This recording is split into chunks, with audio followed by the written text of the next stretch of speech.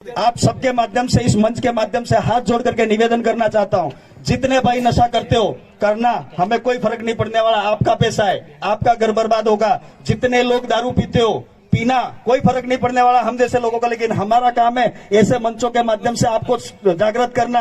ये जो दारू बन करके आ रहा है, विदेशी दारू, उसमें मैं 14 साल काम धंधा करके आया हूं। 14 साल डूंगरपुर के अंदर दारू की दुकानें चलाई है मैंने। 2016 में मैंने बंद कर दिया वो काम। उस फैक्ट्रियों में जाकर के आया हूं, वहां क्लियर कट जहर उसके अंदर मिलाया जा रहा है, जिसकी वजह से आए दिन आपके भाइयों की मौतें हो रही है। ये सब चीजें बंद कर दोगे तो समाज जिंदा रहेगा। जितनी भाइयां बैठी हैं, कहना नहीं चाहिए, लेकिन हम ऐसे मौके पे नहीं कहेंगे तो कहां जाकर के कहेंगे। पार्टी के अंदर तो हमको मीठी मीठी बातें करनी पड़ती है, तब जाकर के वोट मिलते हैं। तो कम से कम समाज के ऐसे मंच पे हम बात रखना चाहते हैं कि आप जितनी भाइयां विमल गुटके तंबाकू खाती हो, मेरी माँ बहनों, कोई दिक्कत नहीं है, आप खाओ, आपका पैसा है। लेकिन ये छोटे छोटे बच्चे आपसे तो सीख रहे हैं ना, इनकी गर्भाधानी वाली बात डामोर साहब ने कह दी है। 40-40 किलो वजन हो गया है बच्चों का। कुकड़ा जेवा वाल, अन्य हारो आ पेंटो એટલે કોસો, अन्य एक पेलो काळो दोरो, महाराज साहेब ने काळे दोरे थकी नजर ने लागे એવું लागे મને। अरे ऐसे लोगों को मेरे टाइम में, जब मैं जवानी में था, 21 साल की मेरी उम्र थी, तब कांजर कहते थे।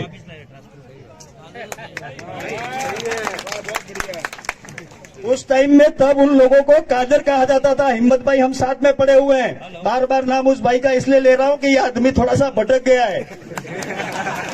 इस भाई को मैं तो कहना चाहता हूं, समाज की जाजम पे आओ, आपने बहुत अच्छा काम किया है। 45% रिजर्वेशन में आपने बहुत साथ सहयोग दिया था। पता नहीं टिकट तो भाजपा वाले नहीं देने वाले, मैं आपको आज इस मन से फिर कह रहा हूं।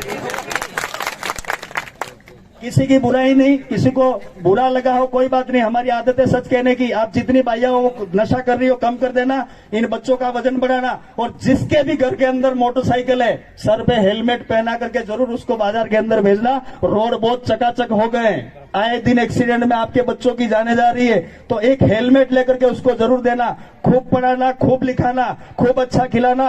हम तो देने वाले लोग थे, मांगने वाले हो गए। इन सरकारों ने हमको भिख मंगा कर दिया है, कभी नरेगा के माध्यम से, कभी किसी और के माध्यम से।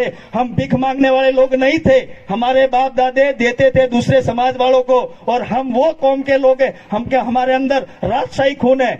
हमारे अंदर राजशाही खून इसलिए का कि हमारे बाप दादे राजा हुआ करते थे, और आज हम कहां, ये आप घर जाकर के सोचना। इस मंच पे मैंने जितनी भी कड़वी बातें कही हो, कोई बात नहीं, कड़वी बातों से ही बुखार जाता है। लिमड़ो पोते ताव जाए, बाकी ताव नहीं जाता है। कड़की दबावे तेज ताव उतरे। तो हमें तो कड़कुस बोला, हमारे किए चुनाव नहीं लड़वाए, हमारे किए चुनाव नहीं लड़वाए। समाज चाहेगा तो वो आगे भेज देगा, लेकिन हम ऐसी बातें करते रहेंगे। और समाज जिस दिन आपको आवाज दे, जिस दिन समाज तुमको बुलाए, उस दिन एक होकर के जाना कि तू भाई बीजेपी का, तू कांग्रेस का, तू बीएपी का, ये सब छोड़ देना, नहीं तो आने वाला वक्त बुरा आने वाला है। अब की बार एक लास्ट बात कह देता हूं, अभी सरकार के अंदर एक बात चल रही है और एक नारा चल रहा है, अब की बार 400 पार।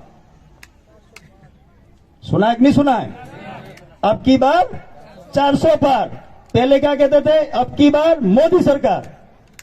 भाइयों मित्रों, ये मैं कहता था, बहनों मित्रों कर करके पूरा देश बेच खाए। अब 400 पार क्यों कह रहे हैं, वो मैं लास्ट मेरी बात बता देता हूं। ये 400 पार इसलिए कह रहे हैं, अगर 400 सीटें लोकसभा के अंदर आ गई, ये 2/3 बहुमत अगर वहां हो गया, तो संविधान खत्म हो जाएगा, जिसके तहत सरपंच साहब बने, जिसके तहत एमएलए साहब बने। मैं सरपंच हूं, हम सब इस बिल के सर्टिफिकेट पे जाकर के नेता बने हुए, वो सब खत्म हो जाएगा। इसलिए वो अब की बार 400 पार कह रहे हैं। अब आपको क्या करना है, क्या नहीं करना, वो आप जानो। दो तो एक ही हैं।